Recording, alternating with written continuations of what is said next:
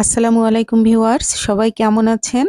আজ আমি আপনাদের সঙ্গে শেয়ার করব শিং মাছ দিয়ে ফুলকপি, আলু, টমেটোর একটা পাতলা ঝোল তরকারি। এটা খুবই মজার একটা তরকারি। এই রেসিপিটা আপনারা ট্রাই করবেন অবশ্যই, কারণ খুবই কম মশলায় এত মজার রেসিপি, তাই আপনাদের সঙ্গে শেয়ার করলাম। তো চলুন বন্ধুরা, দেখে নেওয়া যাক কি কি লাগছে আমাদের। এই যে আমি এখানে শিং মাছ কেটে ধুয়ে নিয়েছি, একটা ফুলকপি কেটে নিয়েছি, 2-3টা আলু কেটে নিয়েছি এখানে, আর নিয়েছি 3টা টমেটোর টুকরা করে। এখন আমি মেন রান্নায় চলে যাব বন্ধুরা, চলুন। প্রথমে আমি কড়াইয়ে 2 টেবিল চামচ রান্নার তেল দিয়ে দিলাম। তেলটা একটু গরম হয়ে গেলে তার মধ্যে আমি 2 চা চামচ পেঁয়াজ বাটা, 1 চা চামচ রসুন বাটা, 1 চামচেরও একটু কম দিয়েছি, আর হাফ চা চামচেরও কম আদা বাটা। আদাটা খুবই সামান্য দিয়েছি, যেহেতু পাতলা ঝোল হবে, খুব বেশি মশলা দিলে ঝোলটা খেতে ভালো লাগে না। আর দিয়ে দিলাম লবণ, আর এখানে 1 চা চামচ মরিচ গুঁড়া, 1 চা চামচ হলুদ গুঁড়া দিয়ে মশলাটা একটু ভালো করে কষিয়ে নিব। আর দিয়ে দিব এখানে হাফ চা চামচ ধনে গুঁড়া দিয়ে একটু পানি দিয়ে আবার মশলাটা ভালো করে কষিয়ে নিব। মশলাটা ততক্ষণ কষাবো যতক্ষণ না মশলার গন্ধটা চলে যাবে। আর দিয়ে দিলাম 3-4টা কাঁচামরিচের ফালি দিয়ে এখন আমি মাছটাকে কষিয়ে নিব।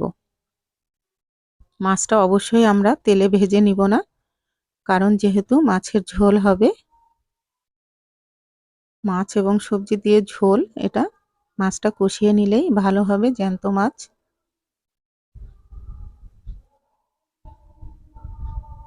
একটু পানি দিয়ে আবার মাছটা ভালো করে, এখানে প্রায় 50% কুক হয়ে যাবে মাছটা।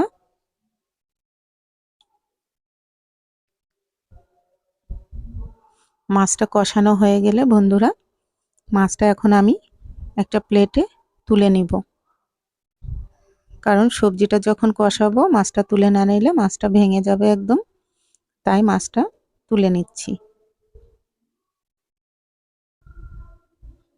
মাছটা তুলে নিয়ে এখন আমি এর মধ্যে সবজিগুলো দিয়ে দিব। প্রথমে আলু দিব, দিয়ে একটু নাড়াচাড়া করে তার মধ্যে দিব ফুলকপি। ফুলকপি দিয়ে ভালো করে নেড়েচেড়ে